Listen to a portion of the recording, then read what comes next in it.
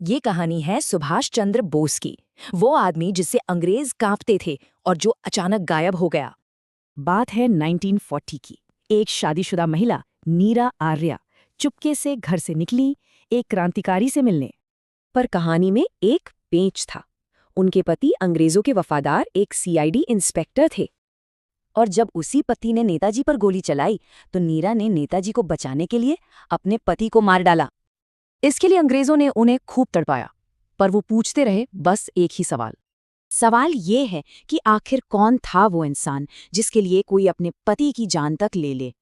सरकारी कहानी तो ये है कि नेताजी की मौत 1945 में एक प्लेन क्रैश में हुई, पर सच कुछ और ही है। मुखर्जी कमीशन की जांच ने इस कहानी पर कई सवाल खड़े कर दिए। सबूत कुछ और ही कह रहे थे। तो अंग्रेज उनसे इतना डरते क्यों थे? क्योंकि उनकी सोच कांग्रेस की सोच से बिल्कुल अलग थी। तो उन्होंने कांग्रेस छोड़ी, अपनी पार्टी फॉरवर्ड ब्लॉक बनाई और अंग्रेजों ने उन्हें घर में ही कैद कर लिया।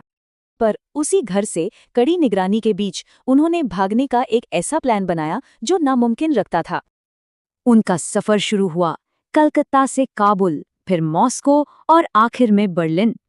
इस पूरे सफर में वो भेस बदलते रहे, कभी इंश्योरेंस इंस्पेक्टर तो कभी एक इतालवी रईस।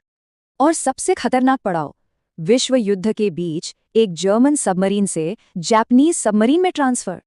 और फिर एशिया पहुंचकर उन्होंने कमान संभाली इंडियन नेशनल आर्मी यानी आईएनए की। उन्होंने इस सेना का कायापलट कर दिया, आम लोगों को जोड़कर इसकी ताकत 85,000 तक पहुंचा दी। उनका मकसद साफ था, ये सेना सिर्फ भारतीयों की होगी, जापान की कठपुतली नहीं। जंग के बाद अंग्रेजों ने आईएनए के सैनिकों पर देशद्रोह का मुकदमा चलाया, पर यह दांव उल्टा पड़ गया। पूरे देश में गुस्सा भड़क उठा और इसी गुस्से ने 1946 में नौसेना की बगावत की आग लगा दी। अब अंग्रेज समझ गए कि खेल खत्म हो चुका है। 25 लाख भारतीय सैनिकों पर अब उनका कंट्रोल नहीं रहा। ब्रिटिश कमांडर का सीधा मैसेज था, हम अपनी ही फौज पर भरोसा नहीं कर सकते, हमें निकलना होगा।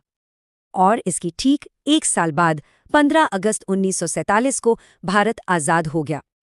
लेकिन अंग्रेजी साम्राज्य की नींव हिलाने वाला वो एक शख्स आजादी के जश्न में कहीं नहीं था।